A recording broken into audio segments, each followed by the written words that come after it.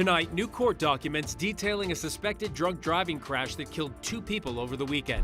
Today is feeling much more like March across the state, but it won't be here for long. Temperatures are expected to surge back into record high territory. Some people are being allowed to go back home after a wildfire forced them to leave. Tonight, the latest on the fire that has exploded in size. But we are going to begin 9 News at 5 with some ongoing breaking news that we've been following for you for the better part of an hour. A parking garage has partially collapsed in southeast Denver at Hampton and Yosemite.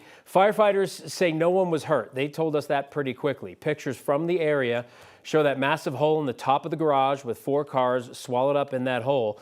Denver Fire says it's using drones and cameras to search that garage, making sure everybody's okay and nobody's trapped. New pictures from inside the garage show some of the concrete that has collapsed. And now we'll give you a live look from the scene where we are seeing more of the damage. One woman who works in that building nearby says firefighters have evacuated that building.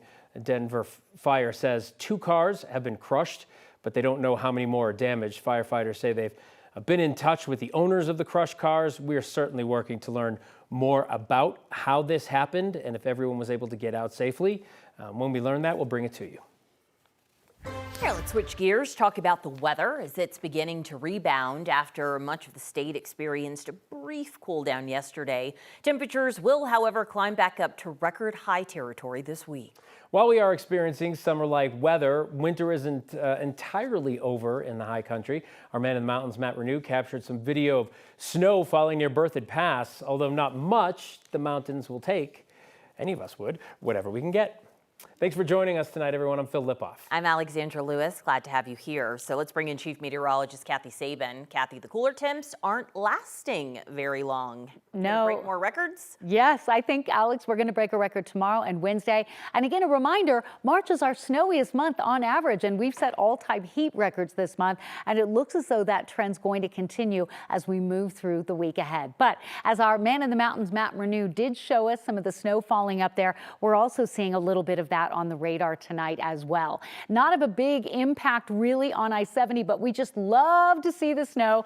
A live look at that I-70 corridor with some moisture coming in from the northwest. We had temperatures in the 60s and 70s today, not in record territory, but trending above average. A bit of wind this morning. Now the worst of the wind over elevated terrain. We have fire weather watch areas going out Wednesday and a red flag warning south that will remain in effect until 7 o'clock tonight for humidity values down to 9%. Lots of cloud cover, and underneath some of those clouds, that beneficial snow that we're seeing. Again, roads are just wet, not expecting much in the way of accumulation, and the northern and central mountains see the greatest benefit from this current west to northwest flow. 70s now dropping into the 50s by 9 o'clock. Skies will clear tonight. We're off and running back to record territory for the next 48 hours. That means a return of critical fire weather, but this is all ahead of a change in the pattern, a cooler weather trend by the end of the week. But will we see rain and snow in Denver? We'll talk about that with your extended forecast coming up. Crews in southern Colorado are continuing to battle a wildfire burning off of Highway 115 near Fort Carson in Fremont County.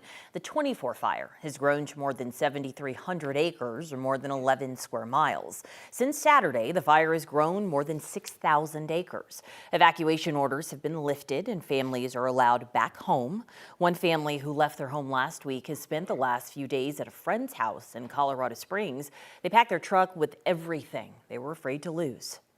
Take what you can, take your important papers, take your stuff that's irreplaceable, like my deceased brother's stuff, take just bare minimum stuff and get out.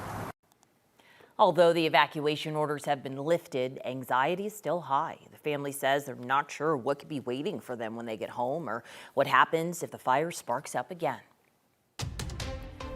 2 people are dead after a car crash on I-25 yesterday. Douglas County deputies arrested a woman who investigators say was under the influence. So she is facing DUI-related charges as well as vehicular homicide. 9 News reporter Janelle Finch joins us live from Lone Tree now with more from the court documents. Janelle. This crash happened on I-25 right behind me near the Lincoln Avenue off-ramp. It was reported just before 2 a.m. Sunday. The affidavit says one of the victims was standing outside of his car when Citlali Guzman Aguilar hit him. Douglas County Sheriff's deputies say Guzman Aguilar was driving northbound on I-25 from Colorado Springs. Investigators say a white Subaru crashed into the highway barrier and was positioned sideways against traffic. According to court documents, the driver of that car was outside his vehicle when Guzman Aguilar hit him. Law enforcement says she also rear-ended a red Ford that was driving slowly around the accident. Both the drivers of the white Subaru and red Ford died. Responding deputies say they could smell alcohol coming from Guzman Aguilar's car, where they later found open seltzer cans and an empty tequila bottle. Court documents say she denied drinking, but later admitted to having 2 seltzers before leaving the Springs. Investigators say she failed 3 out of 3 field sobriety tests. Guzman Aguilar's first court appearance is scheduled for this Thursday. Live in Douglas County, Janelle Finch, 9 News. Janelle, thank you. Colorado State Patrol is warning of a scam text that is claiming to be from the Colorado courts. The text message looks like what you see on your screen now. Scammers are telling people that they owe money to the court and warn of consequences if not paid. CSP is urging people not to click on any of the links. Don't send money to anyone in that form. The court will not contact you by text to demand payment. CSP says you are not sure about what you're looking at, just call the court directly. People in Colorado at risk of losing Medicaid coverage could soon have a new option. A health insurer will expand to offer plans to people who don't get their health insurance through an employer. That's according to our partners at the Denver Business Journal. The nonprofit Colorado Access said it will offer individual plans on the state's health insurance exchange next year. That will be in addition to the public coverage it already provides. Colorado Access administers the state's largest Medicaid plan. The organization says more than 150,000 Coloradans could lose Medicaid coverage due to the new federal work requirements passed through the Big Beautiful Bill. Drug-related misdemeanor cases will now be handled in a new Denver court. Denver County Court announced its new recovery court that officially opened today. It will be dedicated to handling drug and drug-adjacent cases like trespassing and petty theft. The court will handle treatment and support for people whose substance abuse has landed them in the legal system. RTD is rolling out a new tool to improve transit access to people who don't speak English. One tool is called iSpeak. RTD says it's a pin button that helps riders identify employees who may be able to help them in their preferred language. The languages offered include Spanish, Arabic, French, and American Sign Language, among others. The agency will also use QR decals that will give people access to translated information.